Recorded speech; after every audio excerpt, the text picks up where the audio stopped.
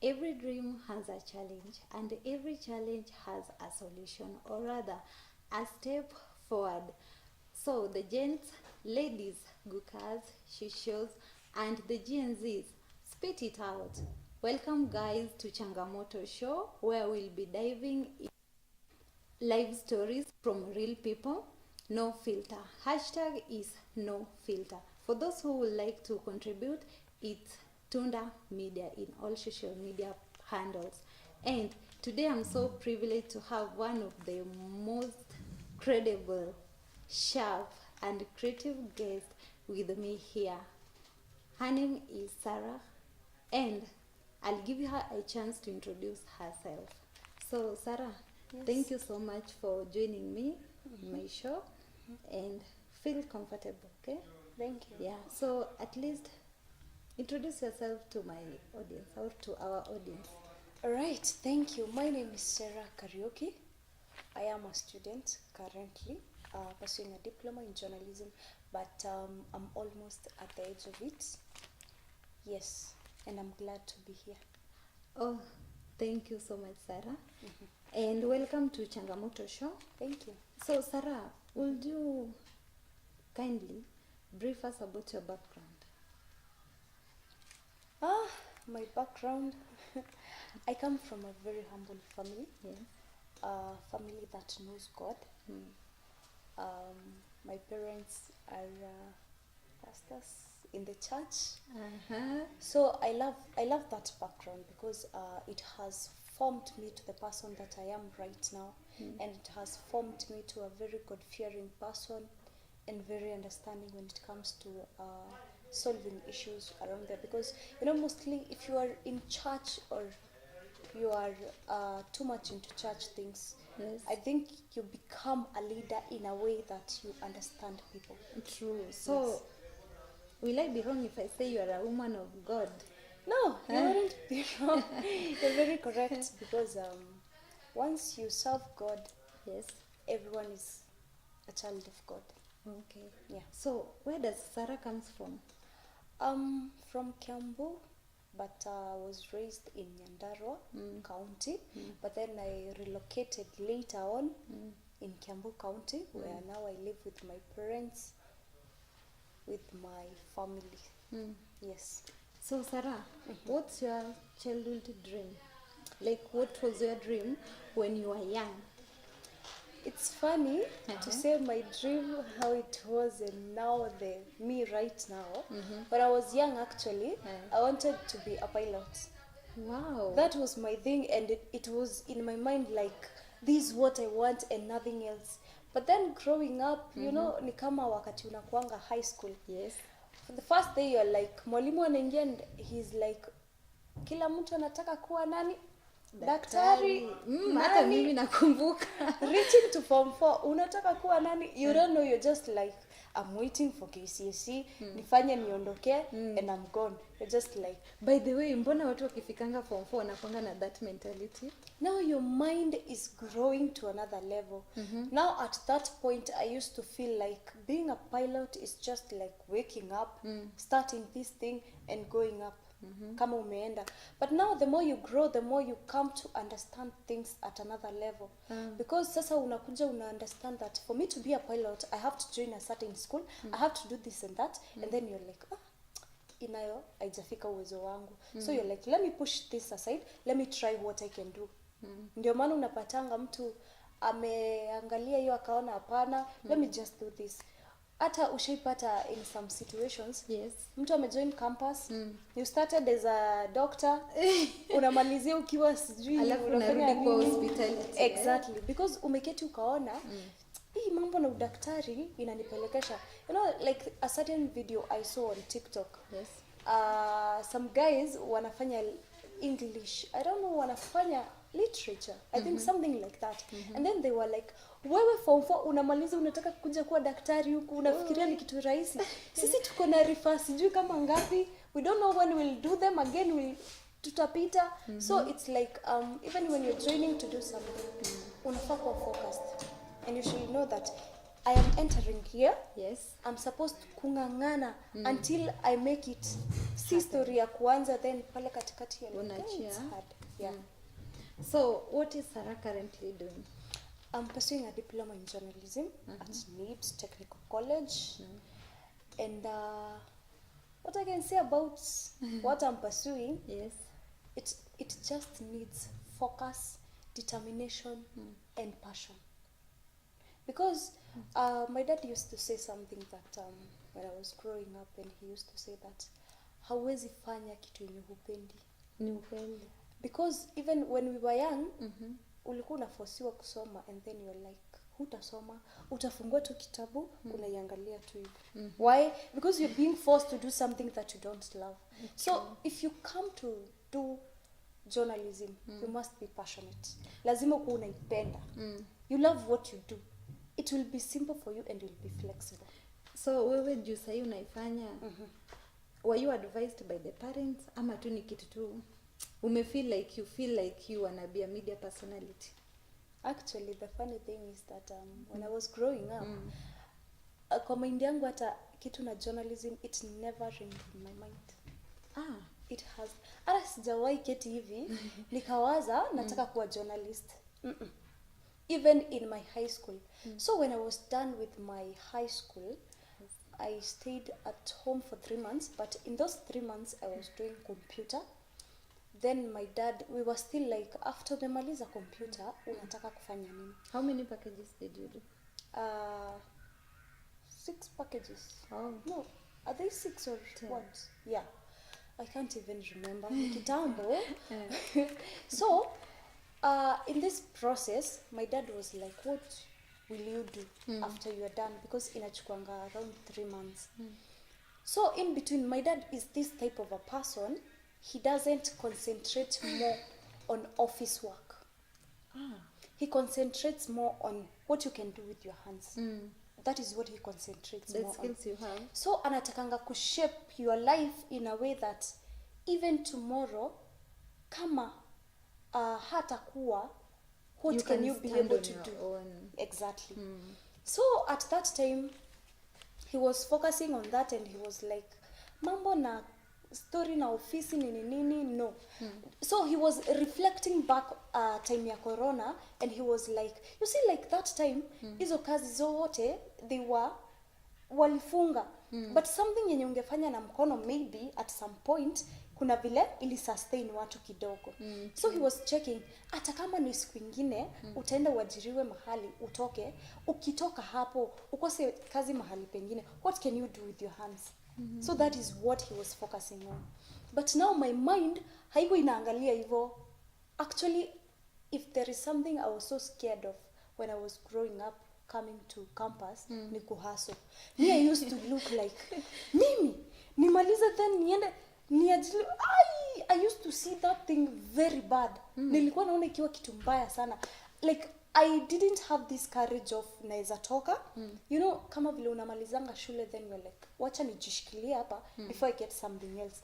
I used to see that as a total mess in my life. Mbona nifanye hiyo? Then I'm like, how will people see me? That is what I used to look. Yani nilikuwa naangalia mambo hivyo. So in the process, results zikatoka. Then I was called to this campus, Kariuki University. Then I went there. I registered everything for secretarial. That is what I wanted to do. Nika register kila kitu, and I was asked to join the next month.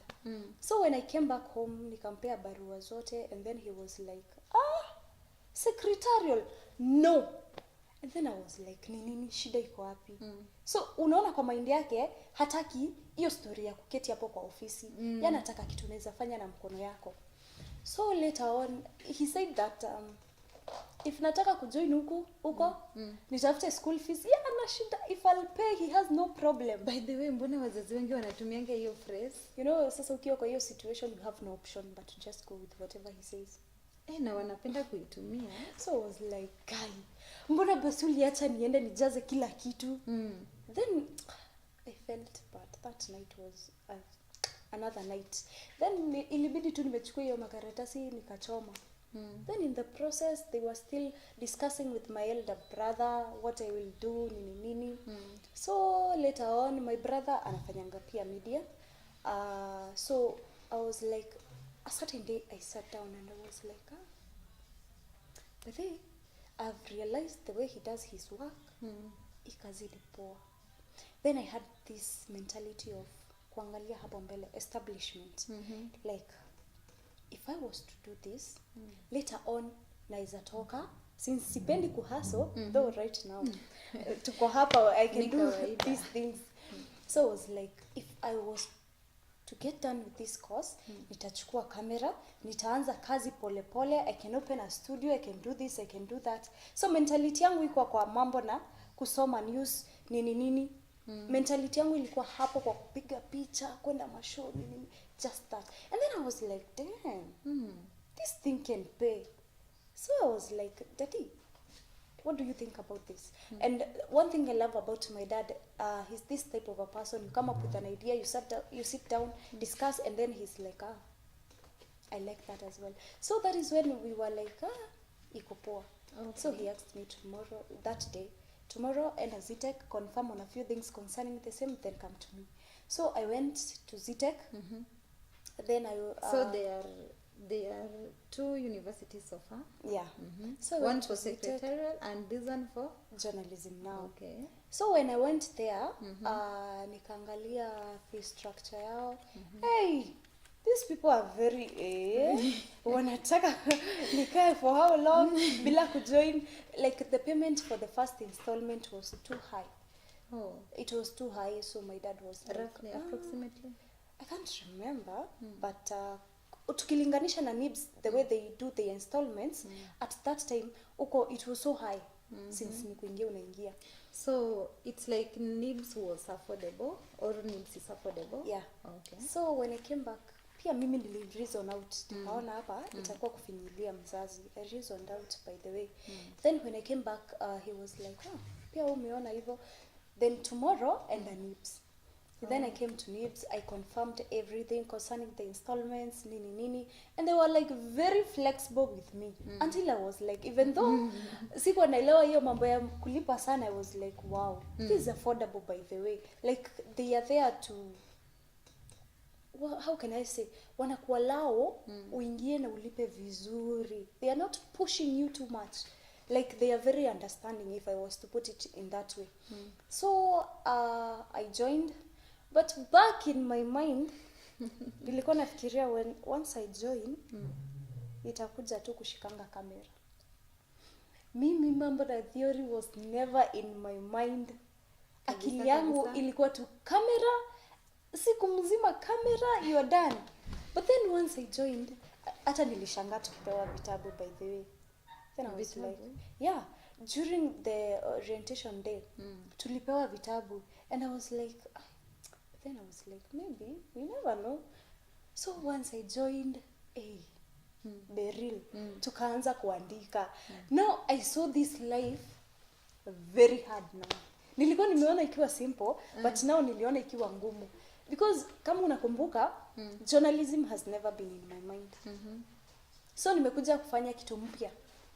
Kitu sijui anything. And you also thought it was based on field work, right? Exactly. Sasa nimekuja theory, something that was never in my mind. Now I'm like, nilikuanga off class. Nilikuwa off. Like, I remember that lecturer by the name Madam Mutambure. She used to come and she's like, Tyler Perry. And I'm like, who is Tyler Perry? Then my classmates. Which unit was she teaching? Pre-production. Yeah. Now, my classmates used to be like, hey, yes, Tyler Perry, this and that. Publication, this and that. And I'm like, I used to be off. I used to be like, guy, okay. But then najitia nguvu ya. Maybe as we go on, I'll come catching up. But the more we go, the harder it becomes. Until it reached a point, nilikuwa nasikia stress kuja shule. Because I'm like, mimi nilikuwa nakuja, naandika notes, na sign, register, and I will go home. Na umeenda hivyo. But telling you that I ever sat down in term 1 during a certain unit, ikafunzwa nikaelewa, I'll be lying. Uongo, nitakuwa nadanganya. But to be honest, I don't know how I passed my term 1 exams. Sijui. Ni Mungu. It's like you believe in miracles. Ni kama miracle ili happen. Exactly. Now that is where we can say Mungu aliingilia kati, because honestly speaking, I don't know how I can explain that. Okay, so Sarah, you were so passionate about pilots when you were young. Yeah. And currently you are doing another course which is totally different from that, which is media. Yeah. And it's like, is it your brother who inspired you, or? Yeah.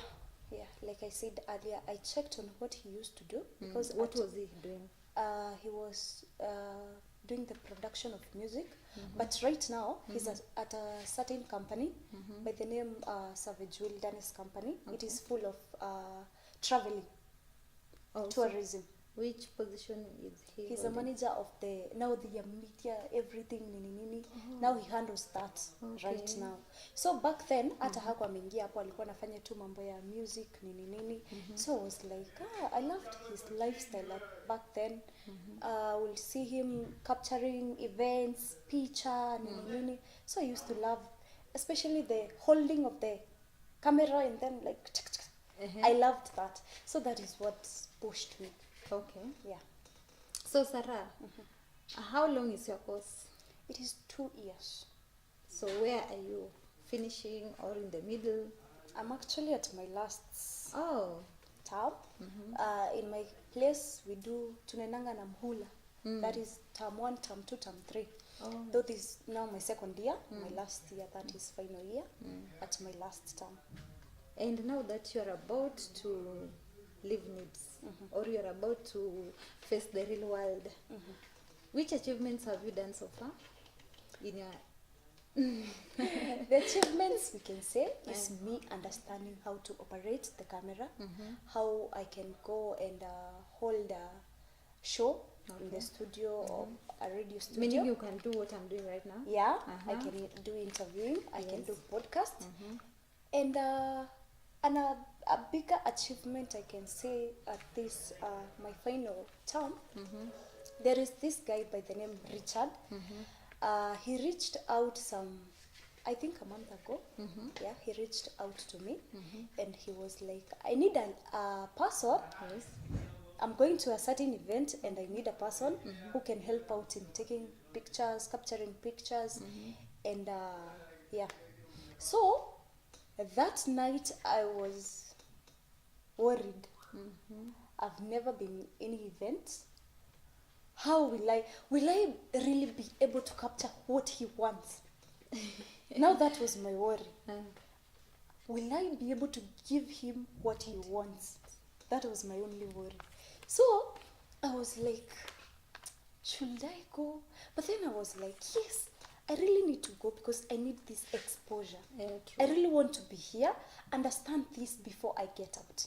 So are you working with him currently? Currently, yes. At times he calls me, but still, since I'm still in school, so I have to concentrate first on my studies. So can we count that as your maybe side hustle? Yeah, we can count it because that is where I got my first salary and I was like so happy. Wow. Yeah. Sorry for that. It's okay. Oh, Sarah, that's so great. That's so great about you.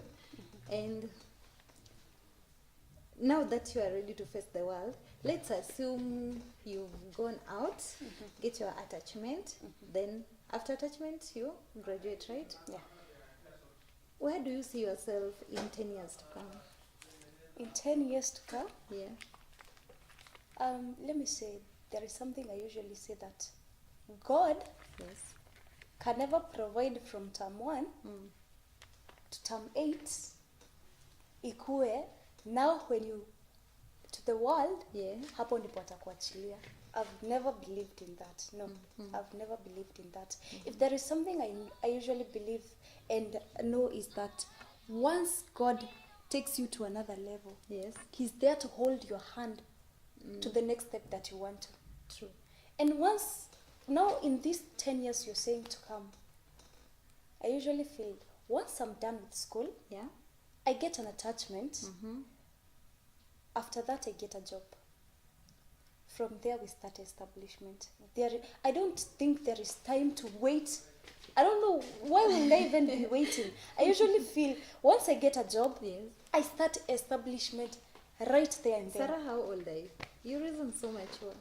I am 20 years old. I'm Wow. turning 21 very soon. I love how you are thinking and how you take things. Yeah, so I feel that in these 10 years to come, if I start establishment, once I get a job, I feel, like, for example, let me give you a hint or a simple journey. Yeah. Once you get a job, now you focus on saving. Once you focus on saving, get a camera and a small room. Start. So it's like you are planning to establish yourself. Exactly. Oh. Now once you start this room, Yes.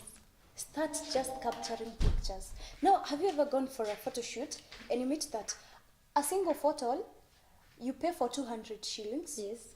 Once you are given any attire in that studio, you pay for 1,500 shillings. For makeup, you pay 1,500 shillings as well.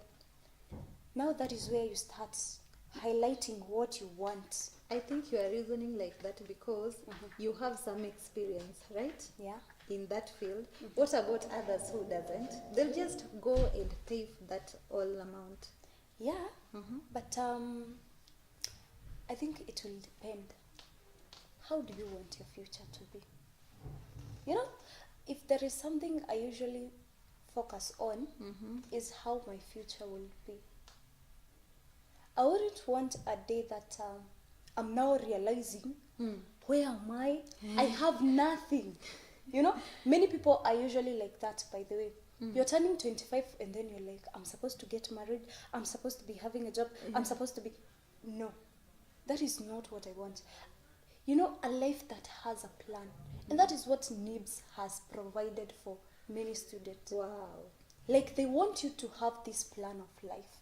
Once you're done here, go get an attachment. Once you're done there, get a job. Once you get a job, it is now upon you to plan your life. And then that is my dad also. I love that man, by the way. Why did you talk about your mom? My mom focuses more on church. Oh. Yes. My dad is this type of a man, Yes.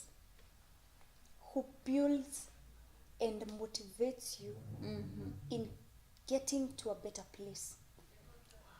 Now, even him taking you to school, he loves kufanya akili yako iwaze kesho. Not today, kesho. If you don't study today, where will you be tomorrow? By the way. Exactly. And now, this is the mind that I want of tomorrow. I want to be somewhere better. And then I love having something that I can call my own. If there is something I hate, is for me depending on family business or something. I usually feel I should go out, get now my own. Wacha tungangamiange. You're from this side, I am from this side. Wow. Yes, I have something that I can call my own. Yeah. Okay. So Sarah, in this field you are in right now, what are the challenges? Does it have challenges? Mingi. Mingi. Sana. Sasa kama vile nilikuwa nakwambia earlier that in that event, wakati tulifika, nilipewa kamera. This guy, to me, I thought this person, si ameambiwa mimi ni student. So anafaa kuwa akicheck up on me what I'm doing. Like guiding you. Yeah, every time. But now this guy, tulifika kwa event, people are taking tea, and then he's like, kamera yako ndio hiyo, lenses yako ndio hiyo. What? Kazi yako ni hii, do that, tutapatana after work. And it was your first time? Yes. Now he was like, you're supposed to take all the brands zenye zimesponsor this event, huku kwote. And then I was like, I feel like asking a question, but then ashanipea kamera na amemalizana na mimi. So the challenge was, will I do the right thing? Nafaa kuanza wapi? So I was like, so I pushed myself kumuuliza, lakini si utakuwa ukikuja kuniangalia chenye nafanya. Then he was like, don't you know what you're doing? Si umesomea hizi vitu? Hakuna time ya kuangalia chenye unafanya. Or maybe you told him like, like maybe hata uko karibu kwa ama ulimuonyesha tu unajua vitu? You know, that night Ali he was connected to me through a friend of mine. So time yenye ali text, he was like demanding for photos zenye nishaipick nimtumie, and I was like, I have no pictures. I only had one picture, by the way. Na picture yenyewe nilichukua at a certain event of my friend. So I was like, I only have one picture. But I can't tell you how this friend of mine convinced that guy niende na yeye event, and yet I presented nothing. So ndio maana nilikuwa na wasiwasi wakati nilienda, but now he was trusting me, I think because of this guy. Ashaifanya kazi na yeye na pia alisomea kwenye nimesomea, so he was so sure I can do something better. So wakati alinipea kamera, I was worried. Then this event was of highly recognized people. Like I've never, it was my first event. Then the event itself is very high. So I was like, okay. I was even worried after sasa event imeanza. Now he was like, sasa utakuja hapa kwa watu, you take short videos. Sarah, hebu tuambie vile ulifanya. Jumi, I'm so curious. Nataka kujua after kuachwa hapo na camera plus the lens, what really happened next? Now, I decided, when I was there, I remembered, before we started this last term, I went to God and asked God that in this last term, does it mean you went back home? And no, go to church? I prayed to God and asked him. At that place? No, before we started now this term, the last term. Now, nikiwa kwa hiyo event after amenipea camera, that is when I remembered a prayer I made to God before we started this new term. Now, I asked God that I need him to hold my hand at this last term. Atembee na mimi, and for him to open doors for me before I'm done with school. And now I felt this is the door I was asking for. Now it's upon me to step up and walk on it with confidence. So did you shoot the event? I did. Then he was very okay with it until he called me for a second event. Wow. And I was like, wow, so I can do it. And that is where I felt like, so challenges, once they come, it's upon you to step up on them, solve them until you're like, so I can do this. Damn. And it's like you shared with us, let's say, the challenges you faced during that event, the event you are invited in. What are other challenges which people may be facing in this course or in the field you are in right now, and you think like it's a problem? Lack of confidence. Many people usually feel like they are not so good. They're not so good in capturing pictures. They are not so good before the camera. But then you have had many people in some profiles, they are like, I can do this better, but mbele ya camera no. Camera mbele ya camera. I was even doing. It was one of my content. Like I used to go maybe where a crowd is. Then I just engage people and I just ask a random question. So will you do this? And remember, I have a camera. Then they're like, after seeing the camera, they give it a side eye, then they disappear. Wanapotea. That is what we call lack of confidence, because at the back of your mind, you're not focused on what you'll give out. You're focused on the audience. How will they take what I am saying? How will they take me? What will they say about me? I remember at a certain time, we had this meeting in my school, and this woman told us that at the age of primary to high school level, you're worried if you fall down, watu watakaa wakikuchekelea. At the back of your mind, ulianguka like an hour ago, but anyone who looks at you, you feel like they remember vile ulianguka. At that level, hiyo ndio inakusumbua. Then at another level, you're worried, how will you make it in life? then you become this woman, and you realize that you're worried about nothing. You don't care even what people say. You just focus on moving on. Now that is what we're saying. Small challenges that you can be able to handle. Like lack of confidence. People lack confidence in some things. And another challenge that comes in is feeling like other people are way better than you. Way better than you. You know, like ushaijipata, that's the same as confidence. Yeah, ushaijipata kwa situation, people are presenting and you feel this energy in them, but you don't have that one. So I usually feel like you just have to go back, look at yourself, think, what can I do better? Like Come up with self-awareness, your, right? Yeah, come self-awareness. Come up with something that you can build, something that can be better. Okay, nothing can be better than another, but still they'll have this betterness of its own way. Like wewe utasoma news and you're very perfect in it. Yeah. Mimi nitakuja nifanye interview and it's very okay. Very okay. Exactly. So is there at any point in life where you felt like you want to give up? Very Which much. year? I think I was in my 3rd semester. That is when we started the ICMs. As I told you earlier, this thing was not in my mind. So once I met theory, I was feeling like, Jesus, I can't do this. I even went to my dad and I told him, no, So I you can't do this. You passionately hate. I was like, no, I can't do this. I tried, I can't do this. And then he was like, no, go and try. Give it a try. And then I was like, surely. And what I love about parents, unaweza kataa, but like they will just watakujua ni kama wewe ni wa like niseme aje, they are very close to you. Exactly. They understand. So my dad was like, enda ngangana. Then I came back. I tried and I went for the 2nd time and I was like, no, nilijaribu nimeshindwa. Do you know what he told me for the 2nd time?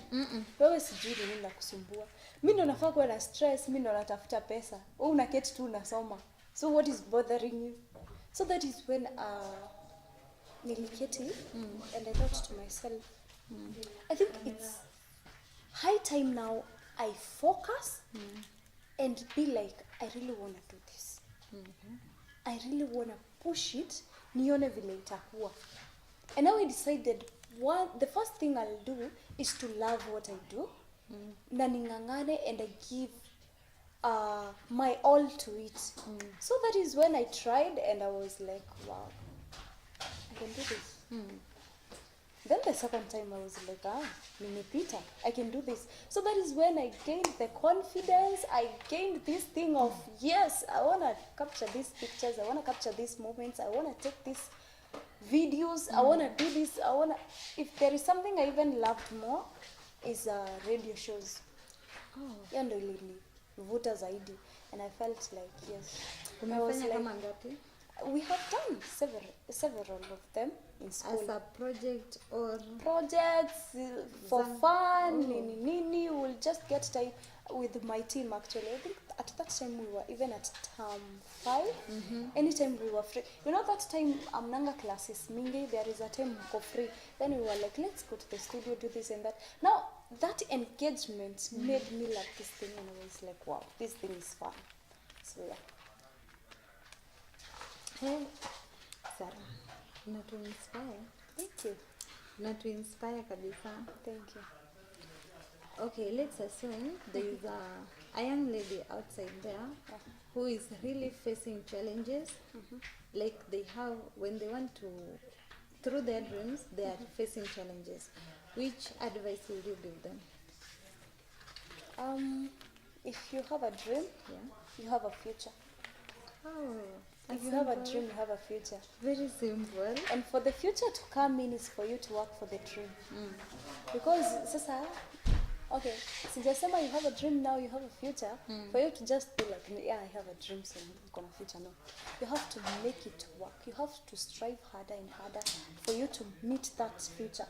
You know, like some of us, ushaiona hao watu wenye wame make it, and then when you listen to their story, they are like, when I was growing up, my parents, my mom, I looked at this and I was like, in my life, I don't want to go through this.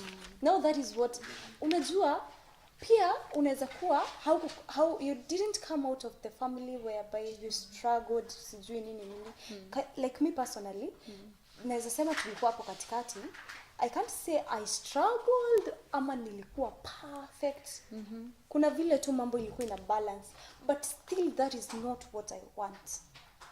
I want to get something better. So in this dream there is challenges. Na hakuna kitu itawahi kuja direct. So for you to get to that dream, you have to overcome the challenges by you stepping up and saying that yes, mimi kama Sarah, I want to make this work. And for this to work, I have to step up and work for it. I have to push it no matter what. You know, my mom usually says that I actually today morning, no, last night, I was talking to my auntie, and she remembered how when they were young, my mom used to step out, and then she will come with a lot of things. Na ni kutoka tu, ameenda, vile mzazi anatoka anaenda, then anarudi na vitu. Then I realized, akiwa mzazi ama? Akiwa myang. When now they are 6 of them, so she's the firstborn. So you understand, hiyo maisha ya kitambo, firstborn lazima saidie mzazi. Yeah. Then it ripped in my mind, haya, my mom is the same until today. My mom, it's rare atoke alafu akuje vile tu alitoka. Na hadi aujua akonge msema anaenda akuje na kitu, anakujanga tu kama amebeba. Now she usually says that once nimekaa hapa, I won't get anything. But once I take that step of stepping outside, niko sure nitarudi na kitu. Now that is what we are talking about. You step up and decide, I'll work on this, I'll work on this for me to get that one. Okay. And it's like, watu wenye wanakusaidia ni watu wa familia. Are there outsiders pia, tuseme sasa nje ya familia? Those who you can mention wenye wamewahi kukusaidia, or wenye wamewahi tu, wenye wamewahi kukusaidia to achieve your dream? To achieve, of course. Now kama lecturers, they are there to help you achieve your dreams. Who is your favorite lecturer? Katiechi. Mr. Katiechi? Yes. Okay. Mr. Kemboy. Yes. And Madam Wai. Wow. You know, Madam Wai, she's very pushing.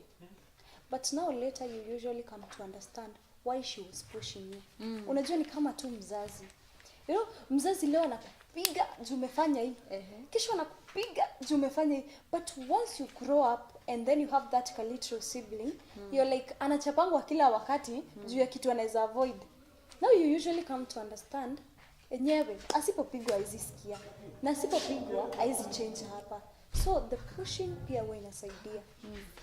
Yeah, those are the people that I can say out of my family, they usually help me in getting what I want. Because if it's not for them, ni nani angenifunza hii shule basi? Wow. You understand? So, there is this sijua ni msemo inasemangwa na Kikuyu, adonioido. Watu wa Kikuyu. Watu ndio vitu. And my mom usually says one thing, jua kukaanisha na watu vizuri, watu ndio vitu ama watu ndio vitu. Because if today kwa Kikuyu inaitwa adonioido. Adonioido. Exactly. That once today I understand how to live with you. Yes. Tomorrow you'll help me somewhere. You understand? So anybody, akuwe ni wa familia si wa familia, that person can contribute in one way or another in making you stand. Okay. And we are almost coming to the end of our show, Sarah. So if given a chance, who will you dedicate your story to? Young youths. Young youths, generally? Yeah, totally. So, or anybody who is out there, amesoma, ama akona hii ndoto, and then akona kale ka life. Unajua, uko mbiketi hivyo, have you ever had this thing of, at night, that is where your future hits harder.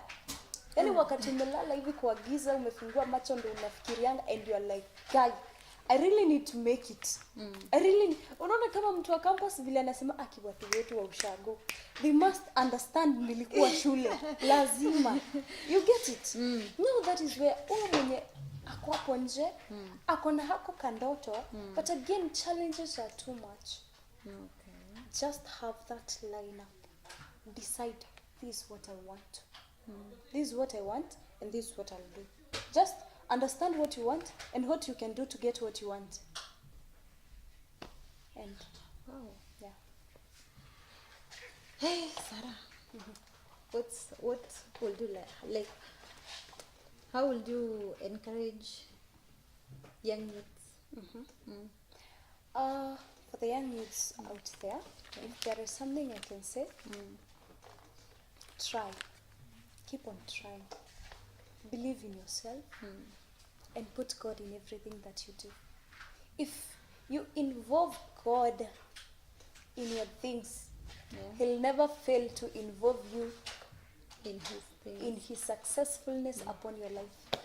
It's Sarah, you really love Bible, you love church. What's your favorite verse in the Bible?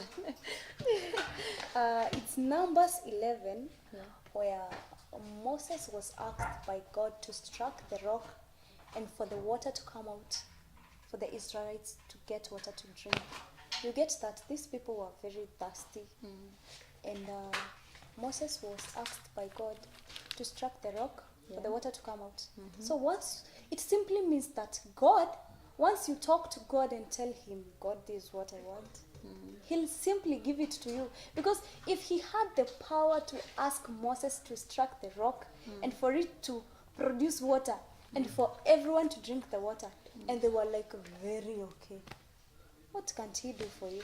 Nothing. Is there a verse in the Bible which you like a verse in the Bible which you don't like? No, because every verse brings a certain message that opens your mind in another level, like so God can do this. That is it. Wow. Yeah. I just love your confidence. Thank you. How you are, like, you're just willing, you are willing to speak out, to unlike some Gen Zs, Yeah.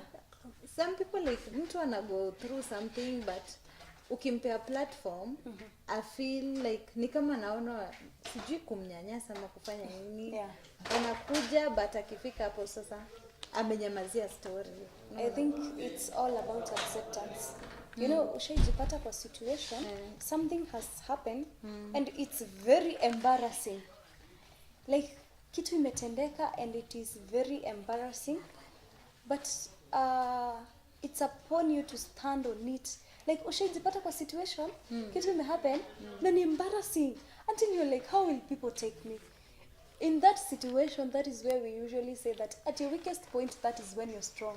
Oh. To stand at that point and make people understand, yes, it happened, but all in all, it has passed. It's for me to pass through it, to go forward. End of story. That's all. So it's about just acceptance. Hey, naona umekuwa mentor wangu. Thank you. I wish wangeniuliza who is my mentor. I would have said Sarah. Sarah. Yes. Did you say your full names? Yeah, I'm Sarah Kariuki. That was what I said from the word go. Yeah. Any nickname you have? Oh, my friends call me Wamuratha. Why Wamuratha? They usually say that I have this personality of mentoring people or maybe giving advices. There is this woman by the name of Wamuratha. She usually do that, but at the moment she's a politician. Yeah.